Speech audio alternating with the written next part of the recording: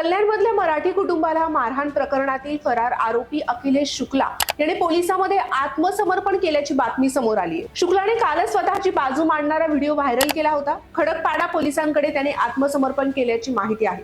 शेजाऱ्यांमधला हा वाद परप्रांतीय प्रकरणाशी जोडला गेला असा थेट आरोप त्याने केला आहे।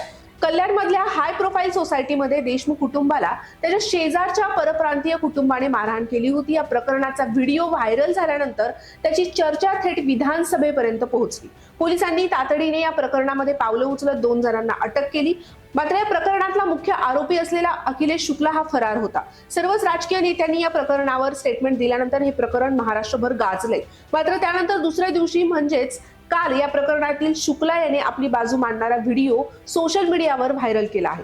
या व्हिडिओमध्ये शुक्ला म्हणतोय, वर्षापूर्वी मी माझ्या घराचं इंटेरियर केलं होतं, तेव्हा चप्पल बूट ठेवण्याचा रॅक हा डाव्या बाजूहून उजव्या बाजूला आणला। त्यानंतर माझ्या शेजारी राहणारे देशमुख आणि कळवीकुट्टे फॅमिली यांनी आक्षेप घेऊन वाद घातला। रॅक दुसरीकडे ठेवा म्हणत गेल्या वर्षभरापासून हे दोन्हीही कुटुंब मला त्रास देत होते। माझ्या पत्नीला रोज शिवीगाळ करणं, उलटसुलट बोलणं सुद्धा सुरू होतं। 2 दिवसांपूर्वी माझी पत्नी दरवाजा बाहेर धूपबत्ती लावताना कळवीकट्टे काकूंनी अगरबत्ती लावू नका म्हणत आम्हाला येथे राहू देणार नाही असा दम दिला। नंतर माझ्या पत्नीला शिवीगाळ सुद्धा केली। त्यानंतर तिथे देशमुख कुटुंबीय आले।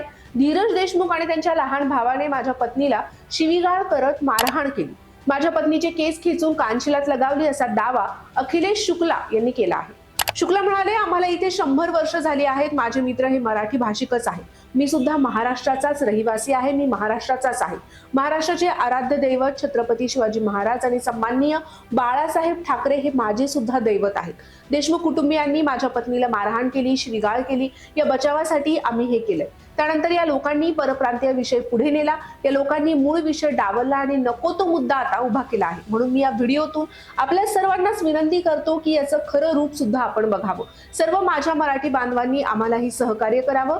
जय हिंद, जय महाराष्ट्र असं अखिलेश शुक्ला या व्हिडिओमध्ये म्हणाला आहे।